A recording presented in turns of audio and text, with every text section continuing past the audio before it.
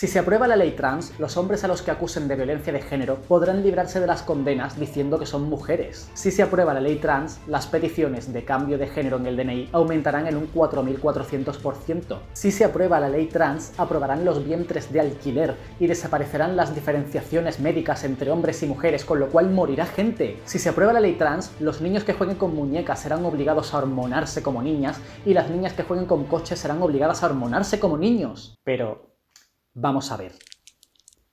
¿Te quieres esperar a leerla? Hace meses que el Ministerio de Igualdad anunció que trabajaría en la elaboración de lo que llamaron una Ley para la Igualdad Plena y Efectiva de las Personas Trans. Desde entonces, los sectores más cercanos a la ultraderecha y a los sectores trans excluyentes se han dedicado a criticarla, a intentar tumbarla, a hablar de ella como una imposición de la dictadura queer y a intentar que no salga adelante, a pesar de que aún no ha salido a la luz ni una línea de dicha ley. Pero, ¿en qué va a consistir realmente esta ley? ¿En qué se diferencia de la actual ley del año 2007? ¿Tienen sentido las críticas de estos sectores? ¿Qué estrategia comunicativa hay detrás de todo este entramado? Hoy hablamos de la ley trans.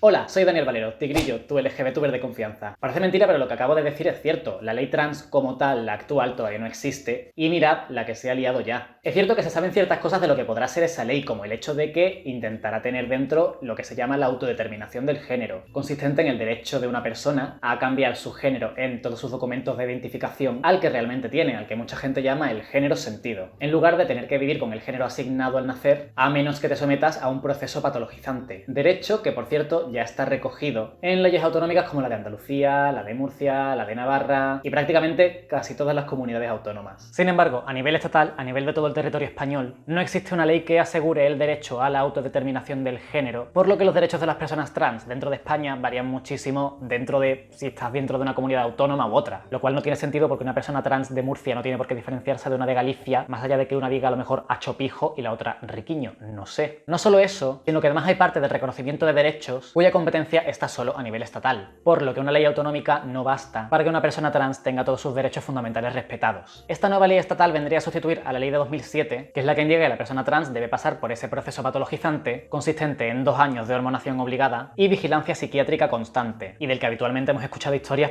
para no dormir. O sea, yo antes de que saliese la ley trans andaluza de 2014, os aseguro que he hablado con personas que habían pasado por lo que llamaban la UTIG y que intentaban echarles para atrás en todo momento con el hecho de cambiar su documentación, les hacían preguntas increíblemente íntimas, pero también súper creepy del rollo ¿a qué persona de tu familia te imaginas manteniendo relaciones sexuales con ella? Y es como, con ninguna, ¿por qué? ¿Por qué esta relación? Y luego todo para al final acabar negándoles el cambio de género en el DNI porque a lo mejor eran una mujer trans que no llevaba el pelo larguísimo o que no iba todo el rato súper maquillada, es decir, porque no se ceñían a los más estipulados roles de género habituales de toda la vida. En plan, literalmente negarle a un tío trans el hecho de que sea un tío porque se pinta las uñas y es como, a ver, yo soy un tío cis y me he pintado las uñas millones de veces. ¿Qué pasa? ¿Ya no soy un hombre? Es como cero sentido. Total, que es un cuadro que durante años ha hecho que se le niegue la identidad a miles de personas trans, cuando no directamente causarles ansiedad, causarles problemas de todo tipo, o el hecho de obligarlas a un proceso de hormonación que no todo el mundo puede desear y que realmente es una cosa muy fuerte. Tienes que estar muy seguro, muy segura de que quieres hacer eso. Soña muchos años, lustros, décadas de patologización y de hacerlas pasar por procesos terribles y de negarles su identidad, con lo cual no pueden adaptarse correctamente y acaban sufriendo exclusión social. Porque si ya vivimos en una sociedad transfoba, imagínate si encima esa transfobia está amparada detrás de unos papeles. A eso se le suma la exclusión laboral, porque si encima tú te presentas de una forma y en tu DNI pone un nombre que no se identifica con el que tú estás diciendo, ya es aún más complicado. Recordemos que el colectivo trans tiene un 85% de tasa de paro. Pues imaginaos la situación, sin trabajo, sin pasta, excluidos socialmente. Así es como históricamente han acabado tantísimas mujeres trans en la prostitución y ha habido tantísimos problemas del hecho de que las tasas de intento de suicidio entre las personas trans sean tan altas con respecto al resto de la población. Una ley trans que asegurase que van a poder tener su identificación real y todos sus derechos en orden y que mejorase la información y la visibilidad y las oportunidades de ese colectivo podría mejorar infinitamente la vida de todas estas personas que llevan ya décadas sufriendo todo esto. Y la oportunidad de incorporarse definitivamente a este entramado social de este sistema capitalista de mierda, pero en fin, bueno, tendrán que entrar porque fuera de él incluso hay menos oportunidades de sobrevivencia. Entonces, ¿por qué hay tanta oposición a la ley trans? De la nueva ley trans se lleva hablando años, y de hecho esta no es la primera vez que se empieza a redactar un borrador. Sin embargo, ahora la oposición a la ley trans inunda los debates en redes sociales, en medios de comunicación escritos y digitales, e incluso ha llegado a los medios más mainstream como Espejo Público, al programa de Julia Otero en la radio, a Intereconomía con Lidia Falcón de invitada estrella. Todo esto cuando literalmente hace 2 años esto no era problema para nadie. En el año 2018 ya se trató de aprobar un borrador de esta ley y de hecho fue aceptada a trámite, con mayoría de síes en el Congreso y con los únicos no del PP, de Foro y de UPN. Sorpresa. Pero aún así todo el mundo coincidía en que ya era hora de retirar a los psiquiatras que hacían una manipulación terrible de las personas trans dentro del hecho de que pudiesen tener su género en su identificación oficial. En ese momento pues no se aprobó, estuvimos de elecciones como un año, ese año en el que tuvimos todo el rato elecciones, estuvimos todo el puto año votando todo el rato. Por fin volvimos a lograr tener gobierno y la ley trans volvió a aparecer encima de la mesa otra vez en 2019 con la posible redacción de un nuevo borrador. Y se daba por hecho que pasaría pues como con todas las leyes de avances sociales en este país, como el matrimonio igualitario, como la reciente ley de la eutanasia, se pensaba pues que tendría los votos en contra de los fachorros de siempre, del PPI, ahora Vox y todo eso, pero que la gente en la calle ya no estaba dispuesta a más retrocesos en derechos sociales, así que saldría adelante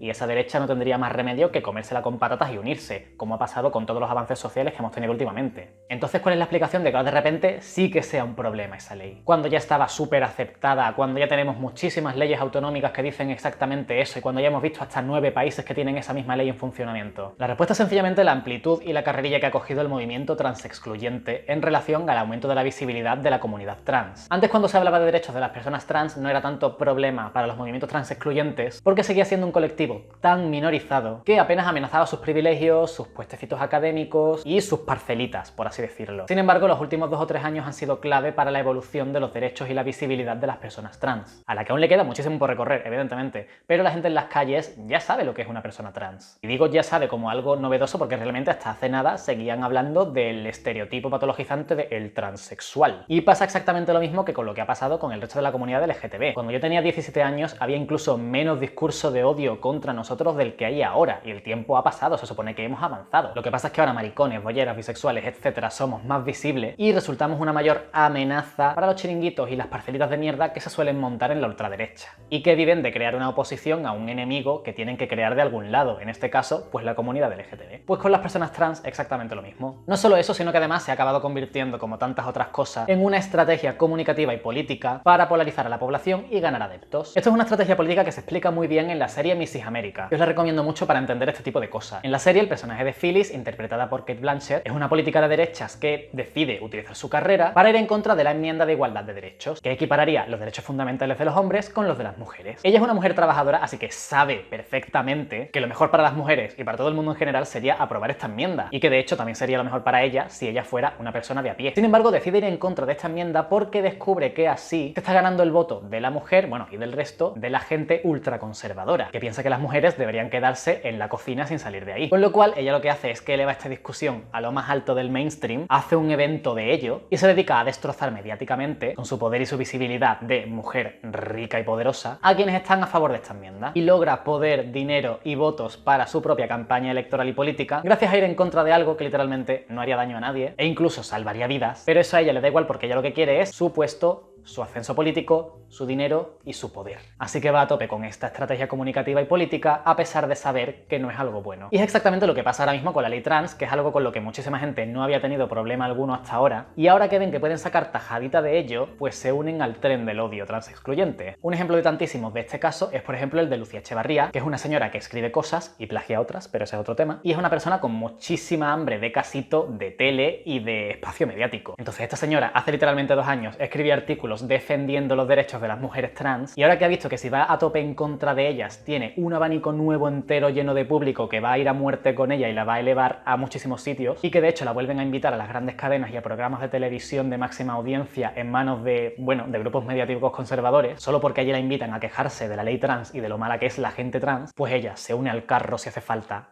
y ya está. Si lo que tiene que hacer para que la inviten a sitios es criticar al Ministerio de Igualdad, lo va a hacer. Cosa que hizo de hecho hace muy poquito, rulando un vídeo que se había grabado hace 1 año y medio y que de hecho lo grabó un amigo mío, el periodista Julen Hernández, de antes de que Irene Montero fuera ministra, hablando de una serie y que ella desglosó en redes diciendo que era un vídeo robado, reciente. Al final el problema que tiene todo esto es que las personas que forman parte de este movimiento pues son personas cis, blancas, con una posición medianamente privilegiada y a la cual los grandes medios le van a dar una voz. Sin embargo, a la mujer trans, negra, que está en el paro y que está trabajando de lo que sea para sobrevivir y que a lo mejor no tiene el mismo discurso elaborado de haber estudiado durante años cómo elaborar ese discurso porque no ha tenido tiempo, pues las televisiones aparte no le van a dar voz porque aparte no le interesa el discurso que va a dar. A esa mujer no la va a invitar a Espejo Público Susana Griso, no la van a invitar Ana Rosa, no la va a invitar Juli en la Onda, no la van a invitar a Intereconomía como a Lidia Falcón, que está ahí muy amiguita con la ultraderecha. No le va a pasar igual que a todas esas personas cis y blancas que invitan todos los medios de comunicación, porque al final acaban defendiendo el discurso conservador que mantiene el status quo que interesa a las grandes empresas de ideología económica neoliberal. Y hay casos aún más tristes. He hablado ya del de Lidia Falcón, que literalmente se ha ido a trabajar y a colaborar con Hazte Oír y con Intereconomía, literalmente la televisión preferida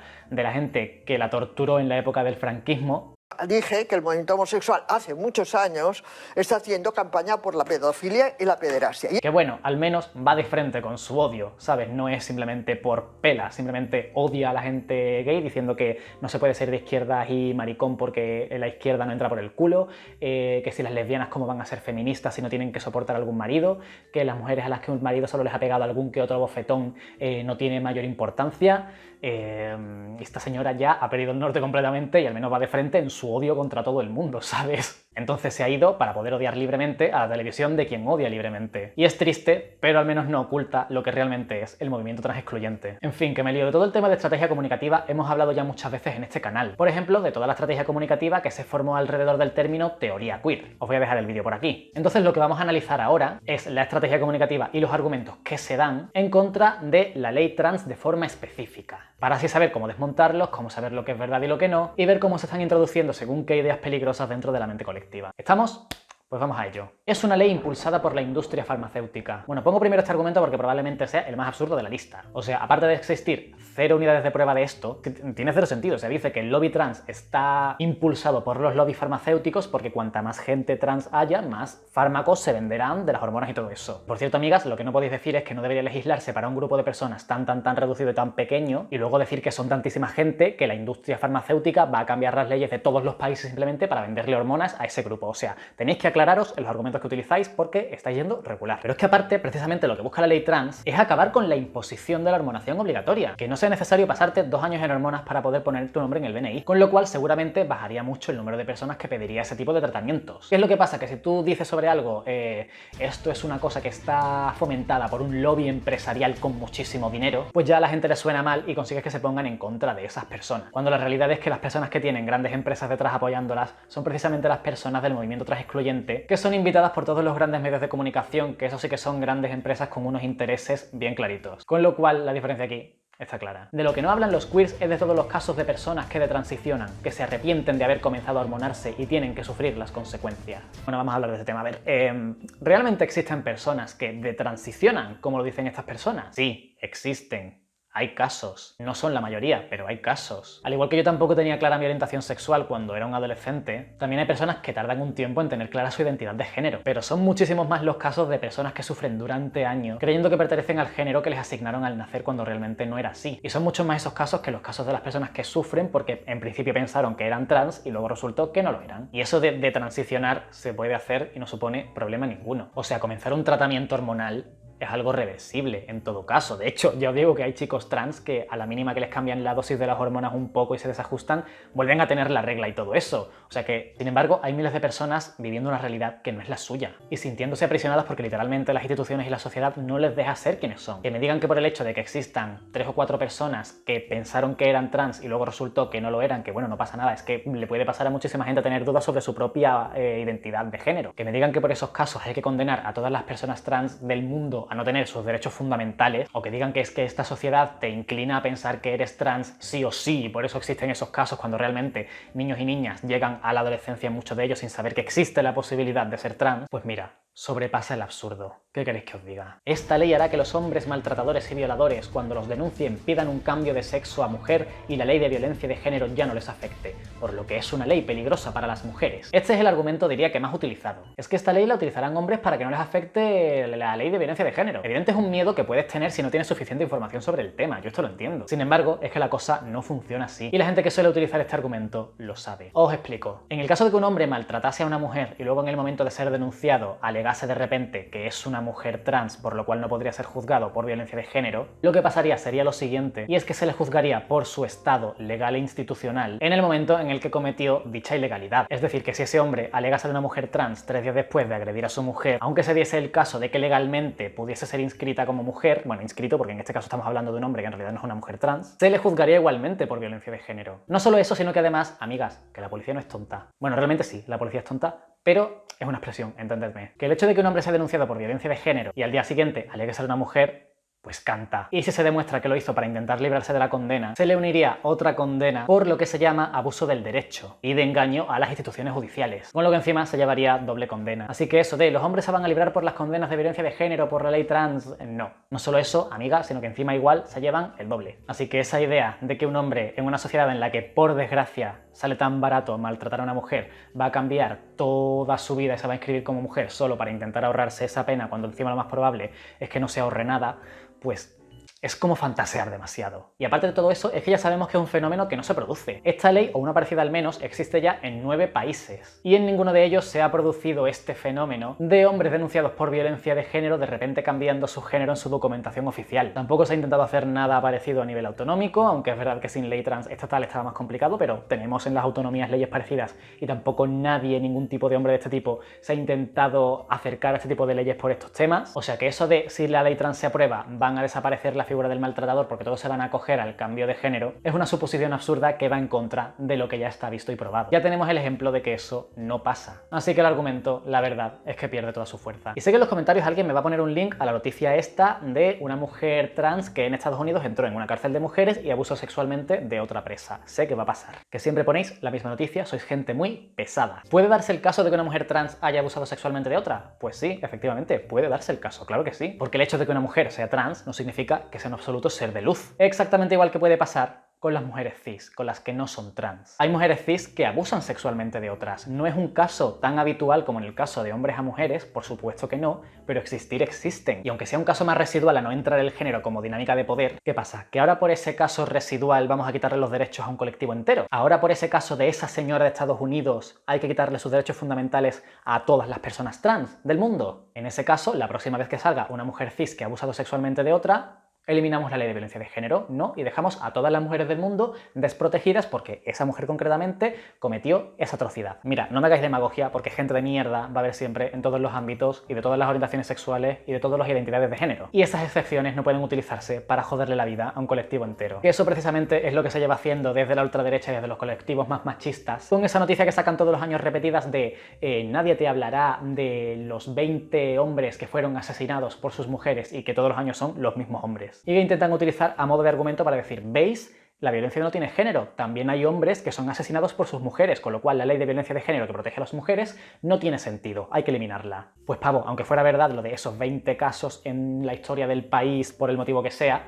eso no quita el hecho de que decenas y decenas y decenas de mujeres sean asesinadas por hombres cada año en nuestro país. Una cosa es lo circunstancial y otra cosa es lo sistémico. Así que aquí exactamente pasa lo mismo. No podemos presuponer que las personas trans son agresoras sexuales solo porque conozcas ese caso concreto, porque entonces podríamos hacerlo con literalmente cualquier tipo de persona. Porque personas de mierda sencillamente hay. Así que aquí argumentos rancios de ultraderecha los mínimos, colegui. La nueva ley trans será mala para el propio colectivo, ya que según ese texto ya no habrá más transexuales. Efectivamente, ya no habrá más transexuales, porque de hecho el activismo trans lleva ya tiempo intentando borrar el concepto patologizante de transexual, ya que hace referencia a que la persona busca una serie de operaciones y de modificaciones corporales que puede ser que no desee. En definitiva, es una palabra que hace término a que esa persona quiere cambiar su cuerpo y no es necesario. Hay personas que sí lo buscan, hay personas que no, pero hacer diferenciación entre personas trans, entre las que se operan y las que no, es absurdo. Son personas trans igualmente, por eso el término transexual es un término que ya está condenado a desaparecer. Y todo esto viene de parte de la estrategia comunicativa del movimiento transexcluyente, de esta gente que dice no, yo no soy transfobo, lo que pasa es que yo apoyo a los transexuales de verdad, refiriéndose a quienes se operan y se hormonan durante años para acercarse al rol establecido, al género que tiene, pero luego eso sí, cuando esa persona se acerca a los roles de género establecidos, de repente dicen lo de ¿qué pasa? ¿Que por dejarse el pelo largo, ponerse tetas y llevar tacones, eso ya es ser mujer? ¿Eso es lo que significa ser mujer para la gente queer. O sea que no dejes engañar que son gente transfoba y punto, sea como sea la persona trans. Y eso de es que quieren hacer desaparecer a los transexuales, pues es otra consigna más, que lo que busca es que parezca que esta ley hace daño al propio colectivo trans, cuando solo busca que dejen de patologizarles y hacer creer que tienen que operarse y modificar su cuerpo para sencillamente ser quienes son. No puede aprobarse esta ley porque es una ley en contra del consenso social. Esto lo decía una periodista que se llama Elisa Beni en un tuit, en el que decía: las feministas nos movemos contra la proyectada ley transgénero,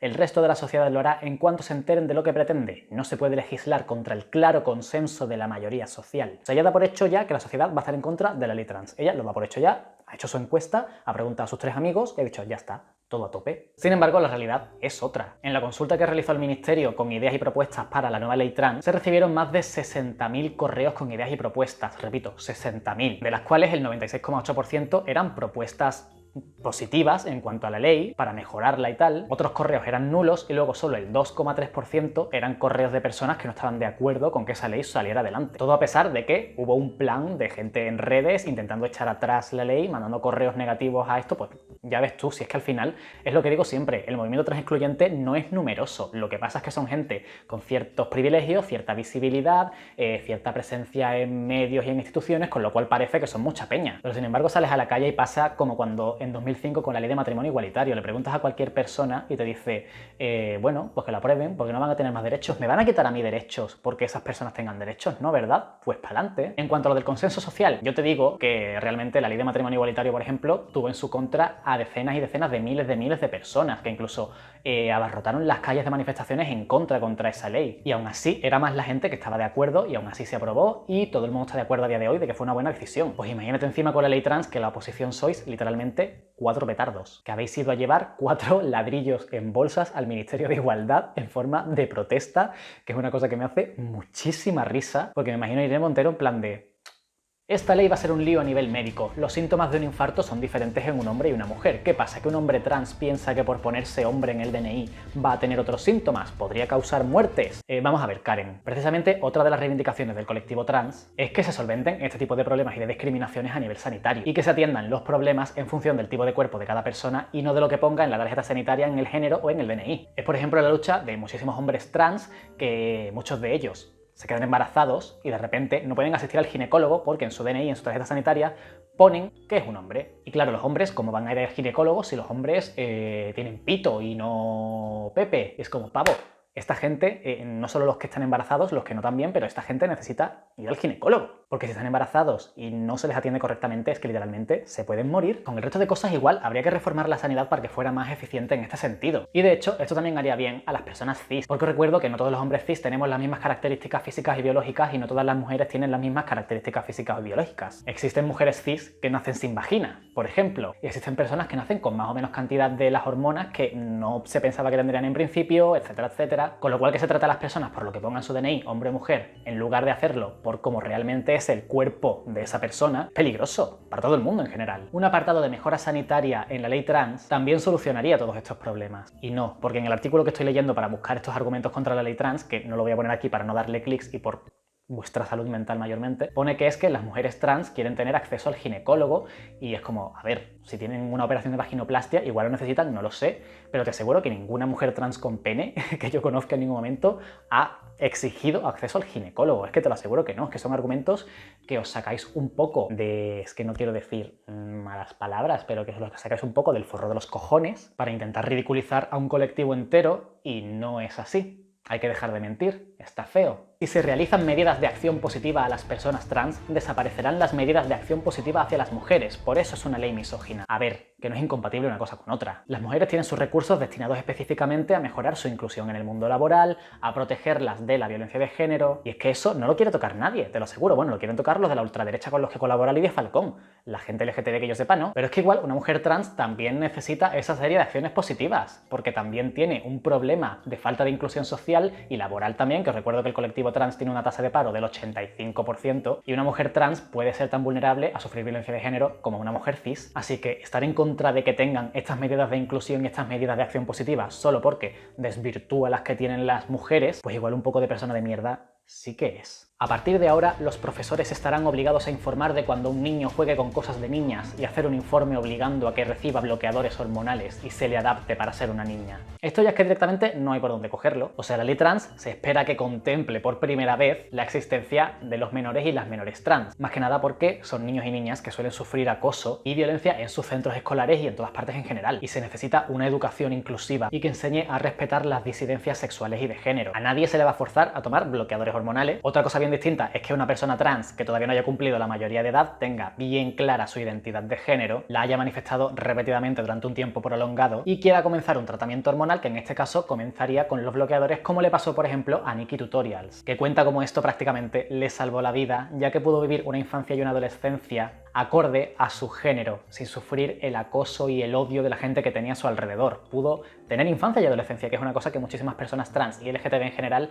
no consiguen tener. Y para los que dicen que es un proceso irreversible, que te destruye el cuerpo para siempre, bla bla bla bla bla, amiga, en este mundo nada se ha inventado para las personas trans. Las hormonas que se le dan a las personas adultas están pensadas para personas cis y estos bloqueadores hormonales de los que estamos hablando se les da habitualmente también a niños y adolescentes cis a los que les llega la pubertad de forma demasiado repentina y demasiado pronto. Se hace todo el tiempo a gente cis, repito. Y no pasa nada, se dejan en algún momento si no se requieren más y ya está, pero no se va a obligar a nadie a nada. Y eso de que los profesores van a tener que hacer un informe de que hay que hormonar obligatoriamente niños y niñas, no lo pone en ningún sitio, te lo aseguro desde ya, ni lo va a poner. Y me preocupa porque muchas de las personas que estáis diciendo estas burradas sois periodistas. Y yo entiendo que la carrera nos enseñan que la objetividad es un mito, que no existe realmente, pero de ahí hacer un guinda e inventarte lo que te dé la gana, que por desgracia es una cosa que en España sale muy barato, pues hay un trecho. Así que vosotros y vosotras ya veréis si podéis dormir por la noche. Entonces, pues, ya está. Por desgracia, la estrategia comunicativa de esta gente es bastante efectiva por lo que os acabo de contar. Suele ser gente cis, blanca, con posiciones de privilegio relativo, con un trabajo e ingresos estables, de clase medianamente pudiente, que tienen el tiempo y tienen los recursos y los medios para defender su parcelita de poder o para crear ese discurso en contra de un enemigo que les conseguirá una fila de adeptos para venderles pues su discurso, sus charlitas, para conseguir votos o para lo que sea. Y saben que las personas trans son un rival débil porque tradicionalmente han tenido siempre eso, pues más de un 85% de tasa de paro, no han tenido tiempo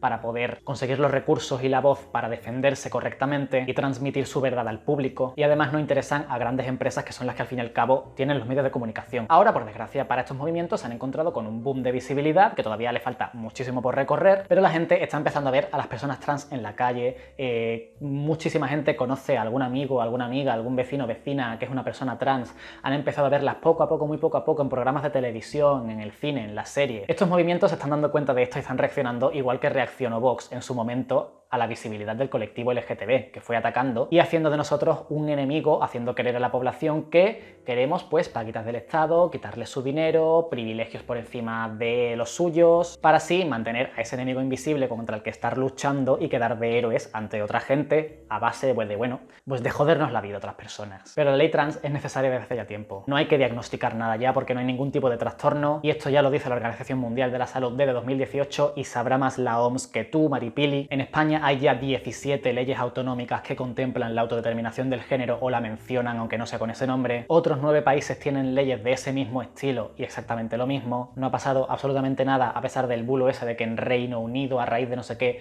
ha aumentado un 4400% el número de menores trans que han pedido el cambio de género, que es una cosa que no tiene una fuente que se haya encontrado en ningún sitio, pero bueno, ¿qué más dará lo de las fuentes cuando es cuestión de meter mierda, verdad? O sea, literalmente fuente, Miami me lo confirmó. Las personas trans necesitan esta ley, necesitan que se redacte correctamente, necesitan que se apruebe, pensando en la autodeterminación del género de las personas binarias, de las personas no binarias, pensando en que se reforme la educación y la sanidad para que se las incluya y para que se respete sus derechos en todo momento y se eduque de forma que no vaya a aumentar este problema de forma exponencial con los años. Se necesita su inclusión y que logren acceso al entorno laboral. Y tiene que hacerse ya no solo porque venga de arriba, que todo esto viene de arriba, por cierto, con los principios de Yogyakarta, con las decisiones del Tribunal Europeo de los Derechos Humanos. Ya no solo por esto, sino porque sencillamente es que son personas que ven vulnerados sus derechos cada día de su vida. Y aparte, encima de todo eso, tenemos una deuda histórica con estas personas, por lo que han luchado por tantísimas otras causas, aparte de la suya, y por lo que el resto de personas, las personas cis a nivel histórico, las hemos ignorado y hemos ignorado sus problemáticas. Y es una situación que solo podemos empezar a enmendar si dejamos de utilizar sus vidas para conseguir puestecitos, votos o el interés que sea, y trabajamos todo el mundo como sociedad en darle lo que les debemos desde hace años, que es la posibilidad de tener una vida completa y feliz. Y ya está.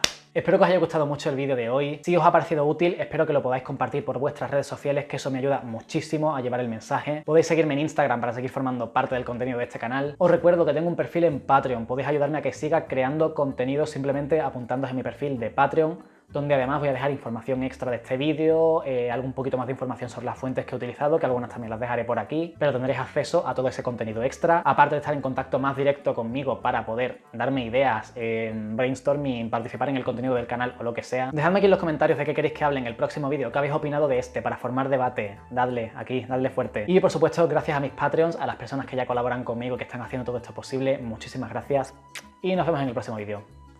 Adiós.